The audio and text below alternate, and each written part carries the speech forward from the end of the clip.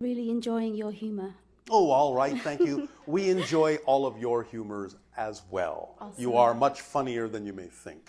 I like that. Would it be accurate to say that when I am following my highest excitement to the best of my ability with no insistence, that any definitions that might be stopping me or could get in my way of doing that would automatically be dissolved? They would come to your attention to be let go of. That's how they get dissolved. Okay, cool. So because it's about taking responsibility and being an active, engaging, interactive being with your reality and with what it is you have bought into. So one of the tools in the kit of excitement is to bring to your attention the things that might be within you that are not of your excitement, so you can let them go and add their energy to your excitement. That's how they get dissolved more often than not. It doesn't mean that sometimes certain ones might not dissolve semi-automatically, so to speak, but for the most part, the ones that are there for the purpose of actually going through a process that will actually enhance your intelligence about yourself and your reality will not automatically dissolve. They will give you the opportunity to work with it so that you can be conscious of the dissolution and thus know what it is you're doing and know what it is you're becoming. Yes? And yes, and is that what you call process? Yes. Okay. And whatever process is necessary will remain. Now, you can allow yourself to reduce the number of processes in your life greatly sometimes. This is through a permission slip technique we have defined called the threshold of believability. You can say, well, with my present belief system, do I believe it's possible for such and such to manifest, let's say 20 years from now? Yes, no problem. That's more than enough time. Do I believe it's possible for such a thing to manifest in my life 10 years from now? Absolutely. Not a moment's hesitation, not a shadow of a doubt that that's more than enough time for such a manifestation in my life. Do you believe it's possible that 5 years is enough? Well, maybe. The instant that you hesitate to say yes, that's how long it will take with your present belief system. Now you can ask, well, what would I have to believe is true in order for it to take that kind of time, in order for me to have these kinds of processes? And if you find that belief and let it go, you can take the threshold of believability test again and see if you can sail through or past the 5-year mark. Oh yes, now when having changed that belief, I know that 5 years is more than enough time. I don't need any more processing than that for these kinds of things to manifest in my life. Not necessarily insisting on them, just using them as a symbolic representation of the kinds of things and the energy that is reflective of your excitement that could manifest. And you keep on going down and reducing the time until again you hesitate. Then you look at the beliefs that cause the hesitation. As soon as you get to the point where there are no more beliefs to let go of, whatever time remains is the amount of time it needs to take in order for you to have a deeper appreciation of the process and know who you are more consciously and why you are choosing to do what you're doing. So that's a tool that can be used to reduce the processes to their absolute necessary minimum. One of the things I've been finding is that after a period of manifesting many things that I have intended, I then enter a time of compression where Yes. I'm wanting to turn inwards and reflect. Yes. And These are natural cycles. Right. But what happens is when that starts to happen, I resist it because I Why? feel that momentum is slowing down and I don't want that. No.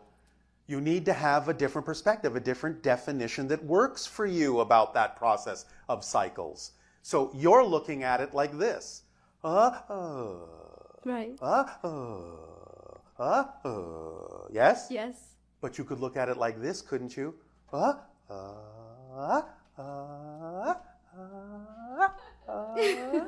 And always going up even while you're going down. Yes. Yes? Yes. And that makes sense to me because when the next phase comes along, I'm in a more powerful place. Exactly. Yeah.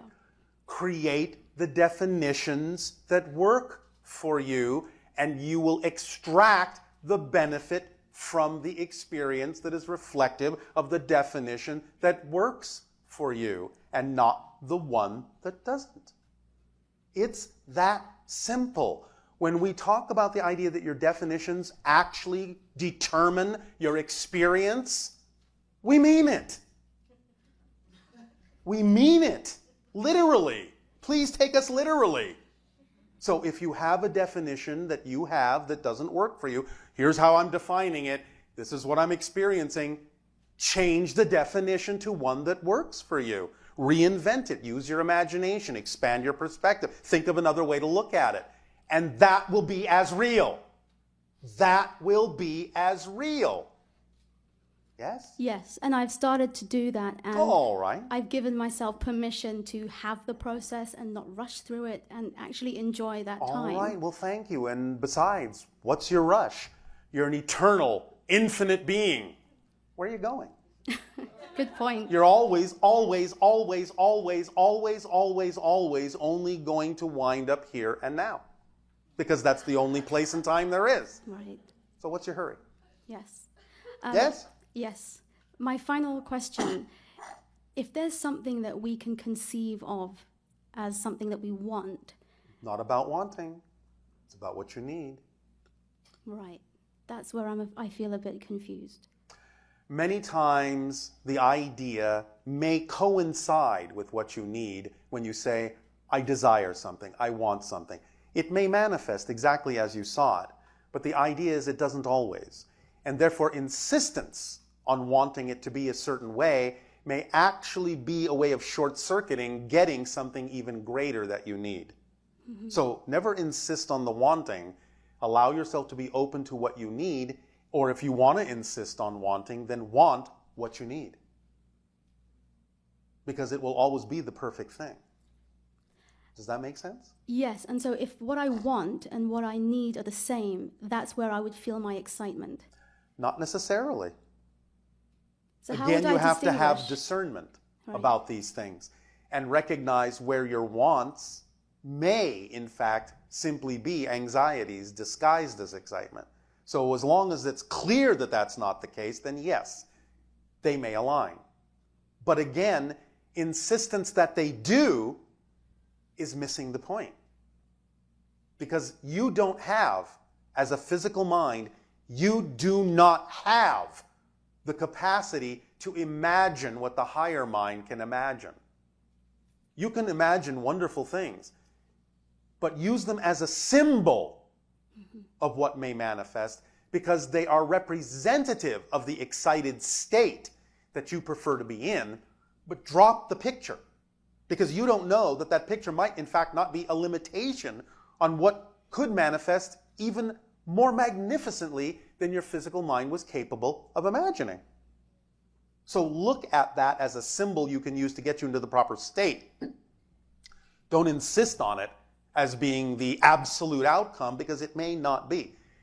If you understand that that visualization may in fact be an absolute limitation on what could happen, you'll drop it and allow what needs to happen to happen. I have found that to be. I have found that what has happened has been way, way better than my plan. Exactly. Yeah. So just let it keep happening. Trust the way your life unfolds. Don't get in your way. Your higher mind knows exactly what you need that is in alignment with your ecstasy. Even if it delivers something you don't prefer, that's in alignment with your ecstasy because there's something about seeing that you needed to see to actually increase your ecstasy. If you use it that way, you'll experience it that way. If you think there's something wrong, that this doesn't belong in my life, that's when you stop the whole process and short-circuit it and only experience the negativity. You choose that path instead of the one that you prefer. So whatever, yes, and so whatever is in my life now is what needs to be here. Exactly. And when the next thing comes, it will come when it needs to come. And the irony is, the more you accept that what is what needs to be, the faster it will go away and something will replace it. Because you're using it up instead of insisting it doesn't belong, which is resisting it, which is making it stick around because you are robbing it of its forward momentum by focusing on it as something that doesn't belong, which makes it stick. Yes? Yes. You're beginning to understand how the machine works? Yes. I like the Yes? machine. Yes. Yes. Yes. And it feels easy to just trust the process. It is already automatic. Why reinvent the wheel, as you say? The machine already works perfectly, and it works perfectly positively or negatively. So why not use it in the way that you prefer to instead of using it in the way that you don't? Yes? Yes. Remember, it's unconditional. It doesn't care what you decide. It will support you unconditionally. If you focus on the negative, it will support you unconditionally in experiences that are negative. But it will also support you unconditionally in the experiences that are positive if that's the path you choose. It doesn't have a mind of its own. It's never going to contradict you. It's designed to support you unconditionally. For those who are confused, please turn to the page in your dictionary where the definition of unconditionally is. Without condition. Yes? Yes. Does this help? It very much. Thank you. Thank you so much.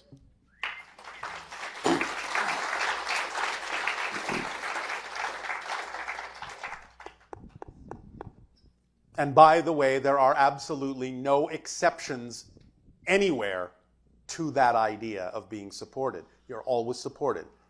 Please remember that the people, going back to the issues of self-worth, who feel they're not being supported, who feel that they, out of all of creation, are not worthy, that's one of the most arrogant statements you can make. Because you're singling yourself out as being so different from everyone else that creation supports that you're shining a spotlight on yourself. It's not humility, it's arrogance. Hey, Bashar. And to you, good day. So when you interact with other civilizations, Yes. is that a manifestation of the expansion of your own consciousness? Absolutely. And our excitement. Yes. And so when we visit the stars, Yes. that's a manifestation of the expansion of our consciousness. For as many well. of you, it will be. Yes. Yeah, great. So I had spoken to you about a dream that I had. Yes. And where I was in a house. Yes. And I walked by and I saw a reptilian or reptilian feet. Yes. And a human woman was having sex with the reptilian. Yes. I only saw the feet, Yes. but I knew, and I just walked by. Yes. And I had this thought that I was supposed to do that too. And then I thought, oh, well, I guess I don't have to. But then I felt this need to kind of get out of the house. And so I got out of the house, and it was, it stuck with me. Yes. And I'm wondering, and so I asked the question outside to the wind, and it told me that that was me seeing me. Yes. So what is that a representation of? It's a representation of the fact that all of you have counterparts in different civilizations, and those are usually the ones you interact with first when you're encountering other dimensional beings. Right. So I was interacting with a counterpart of myself. Yes. This could lead to some very crude humor. Bring it. I knew that was where it was going, so. All right. Well, then we'll leave it up to your imagination. So, Yes. why have reptilians gotten kind of a bad rap on the planet? Because they are genetically linked to you by being hybridized from the original saurian DNA that existed on your world, and your reptilian brain as a mammal views them as a predator willing to eat you, even though they're not. Right. Therefore, you react in survival mode, fight or flight, and you project onto them the idea that they are evil, mean, and nasty beings who want nothing more than to take you over and control you and consume you, when in fact, it's a bad rap. It's a total bad rap.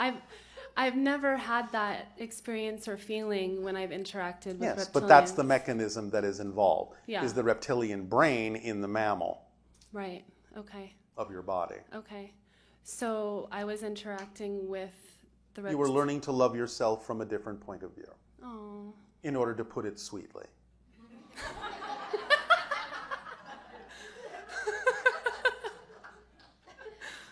I love that. Yes, you did. Quite often. I really really did. I walked by going, they're okay. They're good. Okay, cool. So, another dream. Yeah, yes.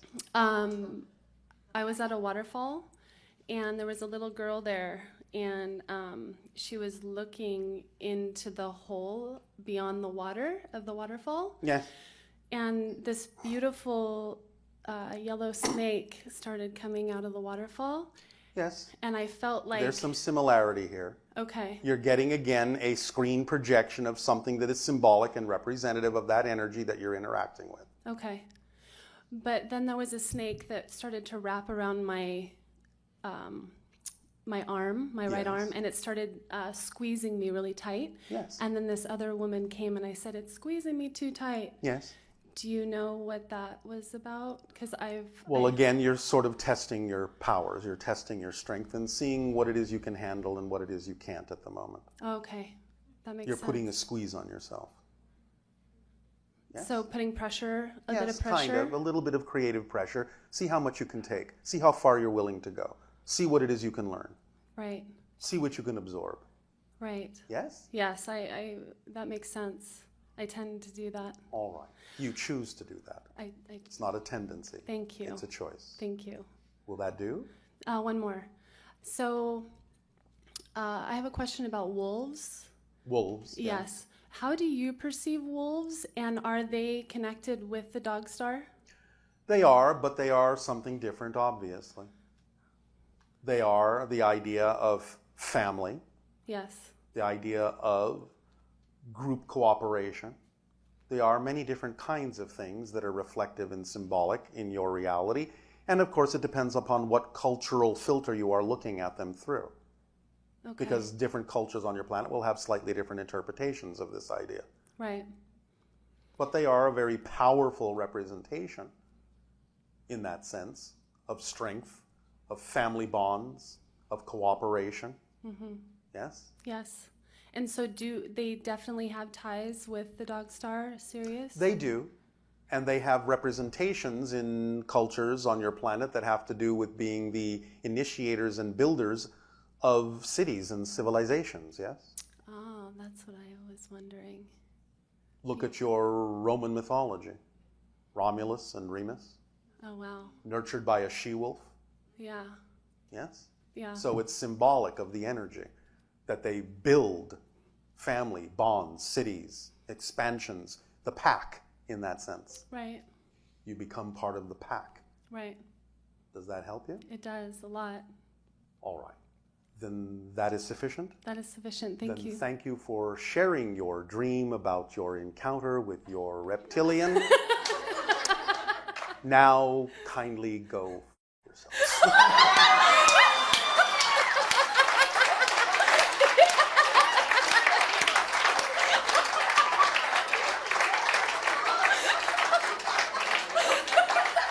Did I say that out loud? Good. I don't even know what to say. I'm speechless. That was... Finally.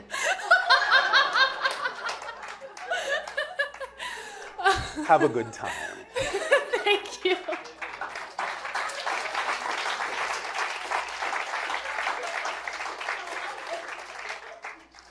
We can say that because this is Las Vegas, yes? Just checking.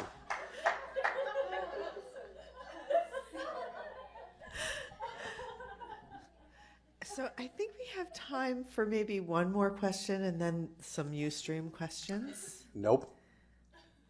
Get on with it. Just do the Ustream questions? Yes.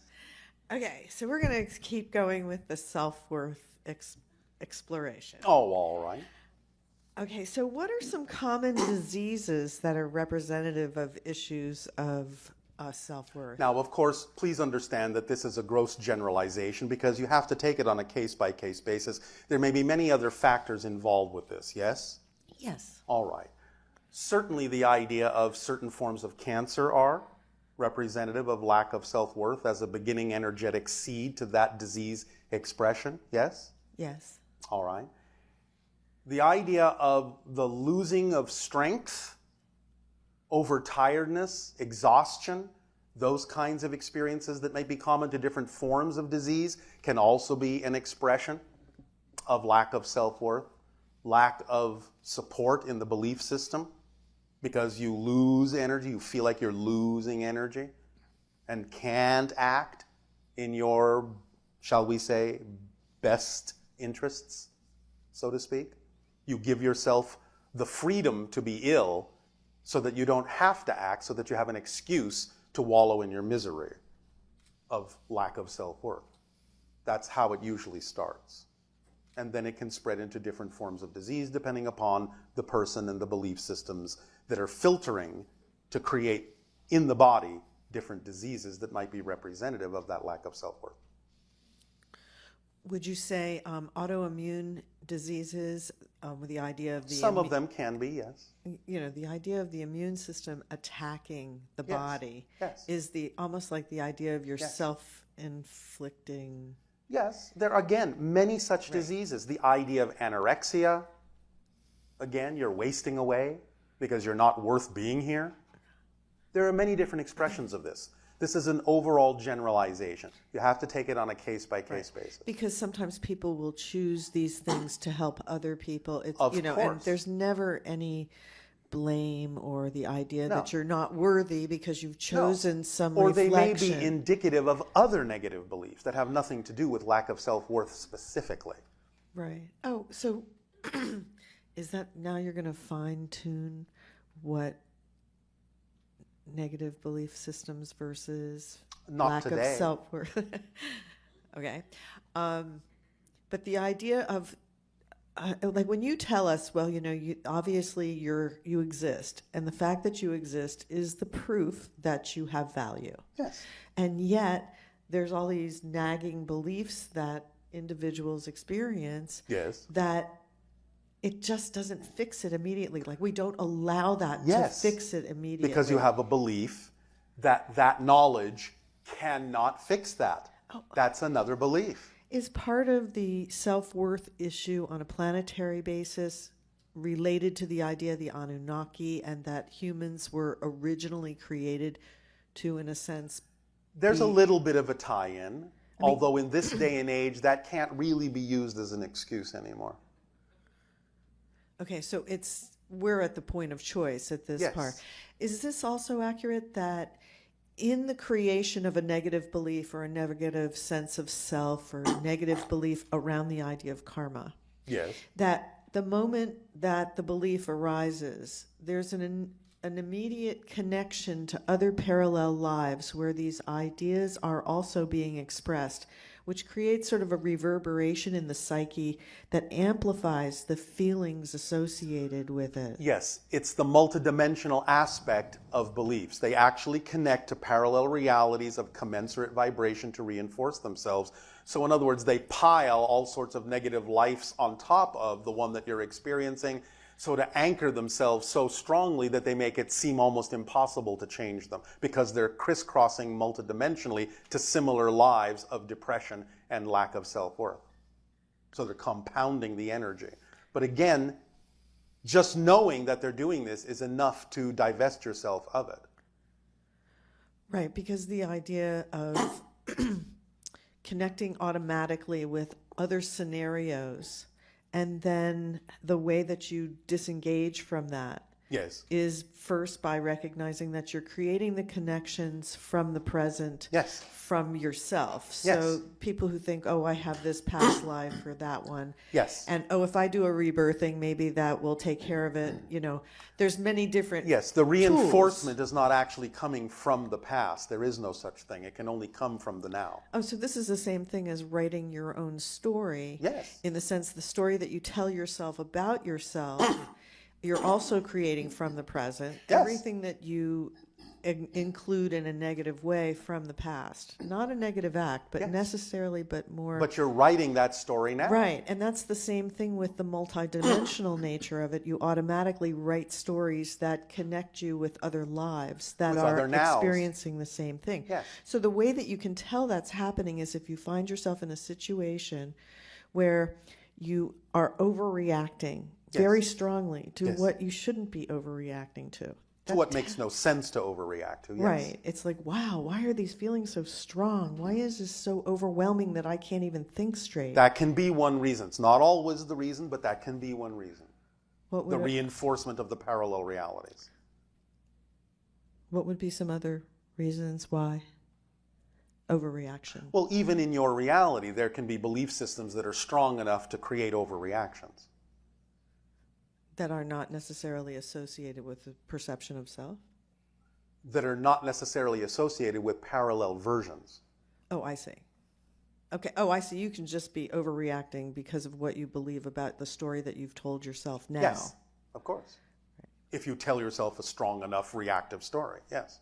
So what can people do to help their children when they want to instill good self-respect and self-esteem, and at the same time, they want their children to fit into society in some way and be functioning, and, you know, it's just like you don't have a manual how to do this with your children. Yes, but we have given the manual in general. The idea is to create a safe space and use your imagination to teach them the consequences of their choices in a space where the repercussions aren't that dire, and to allow them to use their imagination to recognize what the pathways they choose mean in the real world, again, in a safe space.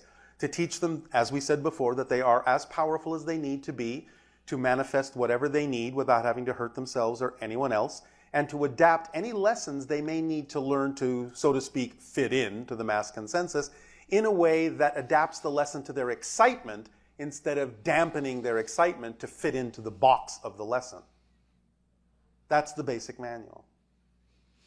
And when children express lack of confidence, lack of their own sense of self-worth, is it always because they've sort of taken it on from their parents already? No. Or no. Why do children Again, spirits can choose to come in with that kind of an idea because it's part of the theme that they're exploring in terms of their transformation. But very often, it can be picked up by children from the parents, and very often spirits that might want to explore that theme will choose parents that might transmit those ideas to them because it makes it easier for that to crystallize in their theme of exploration rather than just inventing it out of whole cloth. It creates a continuity reason, so to speak, that gives them something to work with. It gives them something to transform by saying, well, my parents did this to me, and their parents did it to them, and their parents did it to them, and so look at the burden I bear. But that's just the way they've invented the story so that they have what seems to be a logical reason for behaving the way they do and giving them something stronger to, quote unquote, overcome. They break the chain of generations. Right, and that becomes a theme that you can express. Yes. Now, the idea that we're now finding that things that happened to your ancestors actually are recorded in your DNA. Well, in a sense, but again, remember, you're reinventing yourself every moment, and that's part of the continuity that you're recreating because DNA is just another way of rearranging energy and consciousness. Okay, so what you're saying is we can just create a new tool to, in a sense, cleanse your DNA, yes. or to, pure. If it is relevant for you in your theme of exploration, this can and is often done. Many different things that yes, blast it is another you with permission vibrations. slip. Again, remember, you have strong demonstrations of this ability in the idea of what you call multiple personality disorder, right, where one personality actually has physical symptoms of a disease and another personality does not. This has been measured on your planet. So obviously they are, in that sense, in that shift, different people with different DNA, even though you consider them to be the same body in your illusion of continuity. They prove that it's an illusion. That's really heavy, Well, let's lighten it up. Because one person was also asking about, well, how can you tell if something's a limitation that you've brought on for a specific reason, or it's the situation's not relevant for you and you need to get out of the situation? Honest self-examination. If you can honestly examine and investigate all your beliefs and you simply find that there is nothing there that is actually representative of you holding yourself back, then it may be a parameter that is there for a reason of experiencing a process or a challenge that needs to be there. Does a high degree of emotionality, is that a good clue whether or not it's relevant or not? It depends on the emotion you're talking about. Well, negative, obviously. I'm sorry. Well, yes, but again, it depends upon the situation with that person, what they've set themselves up to process. So that's really the thing about, you always have to know yourself, that no matter... Yes. It always comes down to that. Know thyself. And even though it would be nice if other people could tell you... They do, quite often. They are reflections. Again, the idea is you can take or leave what is relevant for you and what is more representative of their issue, but people are always reflecting things that you may need to understand and you can use as course corrections and guiding principles in your life without giving your power away.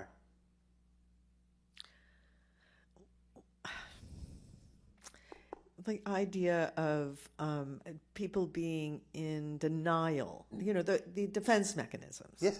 Defense mechanisms are designed to keep you from being able to see the truth about what you're looking at. And that is what the belief systems make it seem logical to do, and that should be the first clue that you're probably dealing with a negative belief. So if you examine through each type of defense mechanism, a negative belief or a belief that you have about whether someone else is right or you're right. But it's not about being right. It's really about what is relevant. Well, what is relevant here in the information being exchanged? What is relevant for them? What is relevant for you? It's more about being what is relevant than being what is right. Unless you simply mean that what is right for you is what is relevant. I think the idea is that confidence can be arrogance. Confidence can be real. Yes. Confidence can just be a cover-up. But remember, the greatest power requires the gentlest touch. So anytime you might see force, now you're looking at arrogance, not confidence. And anytime you see people sort of spewing negative things about other people, and they're probably scared to death that people will realize that those things they're saying are actually true about them.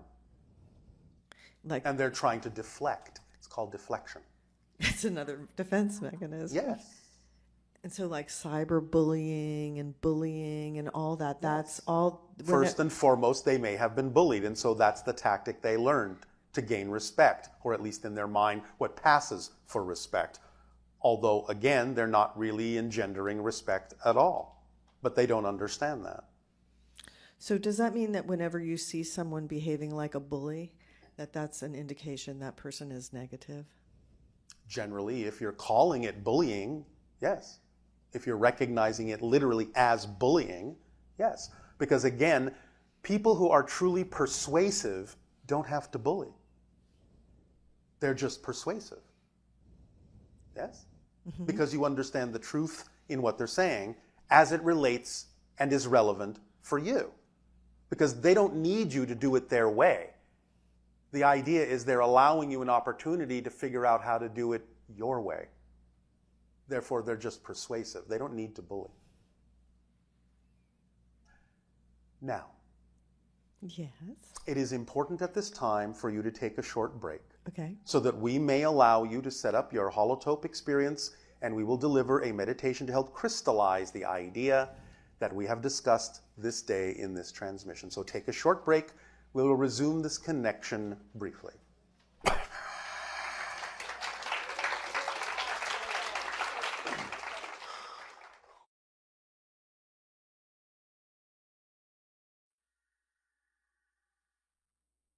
Okay, let us continue this transmission by encouraging each and every one of you to become very relaxed. Just let go. Breathe deeply, gently, easily. And as you do, allow your room lights to dim, activate your holotope, and bring up your music. And allow yourself to focus on the center of the holotope. Allow the light patterns that dance across its surface to enter through your eyes, and allow those doorways to open in your neurological net and in your brain that will have the best benefit for you in the most relevant way in your life to allow you to expand and open to the truth of your worth. Allow yourselves to remember that doubt is not a lack of trust, but a 100% trust in an idea and in a belief that you don't prefer. So doubting yourself is simply trusting a story that you tell yourself that isn't working for you, that isn't representative of who and what you really are as an aspect of infinite creation. So as you breathe and let go of all your concerns, thoughts, beliefs that don't serve you, and allow yourself to relax into the depths of the unconditional support of all that is, take this opportunity to remind yourself that it is up to you, that it is your choice, that it is within your power to decide what is really true for you. And with honest self-examination, depth of exploration, and clear investigation, you will come to know yourself, your true self. And by experiencing that true, indestructible core vibration, you will come to know more and more each day in all ways that you are worthy in the eyes of creation, or you would not exist. That you are valid and deserving of the total expression of your joy, of allowing all that is reflective and representative of that joy, that passion, that peace, that excitement, that creativity and imagination to be drawn in by your core frequency, your signature vibration. And that signature vibration is, in and of itself, validation of your existence, and that your existence is validation of your worth. You are a reflection of all that is, and the holotope before you is a mirror, and a hall of mirrors, stretching to infinity, to every reflection from every angle, every parallel reality that is contained within your consciousness. For you are not in dimensions, dimensions are within you. You are the worth of existence itself. Allow yourself to settle in to this realization, to this truth within your core. You are worthy. You are worthwhile. You are worth loving. You are worth supporting. You are worth being with. You are worth enjoying. You are worth interacting with. You are worthy of all expressions that are true for you, so that you may reflect to others the mirror that you are, the aspect that you are, the perspective that you are, uniquely of all that is, which is absolutely necessary for its existence as all that is. For without you, it would be incomplete. That is how valid, how worthy you are. You complete all that is, just by your existence. That is a statement from all that is of your worth, your necessity of being. It is, as is existence itself, inarguable. It is, as existence itself, a fact. It is, as existence itself, what is. Allow what is in your life to present itself in all the ways that are relevant for you, in all the ways that fulfill the needs that support you in being more and more aware every day of more of yourself, of the expanded being that you are, and that this physical presentation, this physical personality that you channel through into being is just an aspect of you, is just a mask, an experience, an expression. It is a path.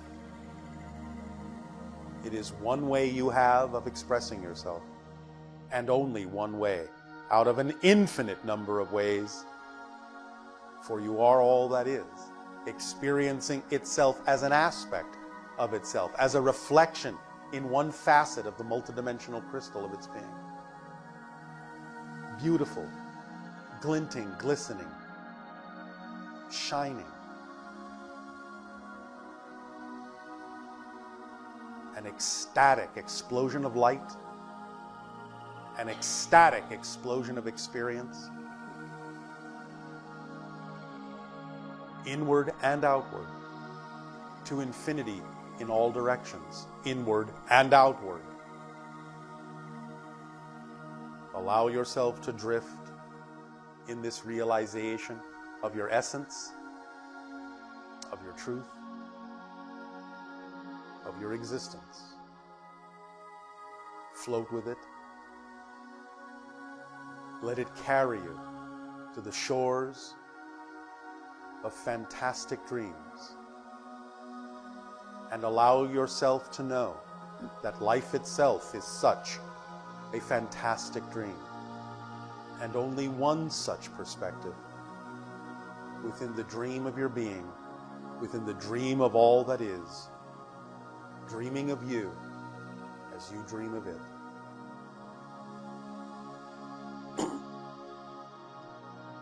Allow yourselves to breathe it in gently and easily. Crystallize within your heart this knowledge, this certainty, this confidence. Stand your ground, feet firmly planted upon the surface of the earth, and your eyes to the sky and the stars. And know that you stand in between the two and are the synthesis of heaven and earth within your very being, within your heart, your mind, and within your soul. You are consciousness itself, reflecting to itself its awareness of itself, infinitely and eternally in the here and now. For there is no other place to be, and there is no other time in which to be it. You are an expression of existence itself. You are an expression of worthiness itself. You are an expression of deserving.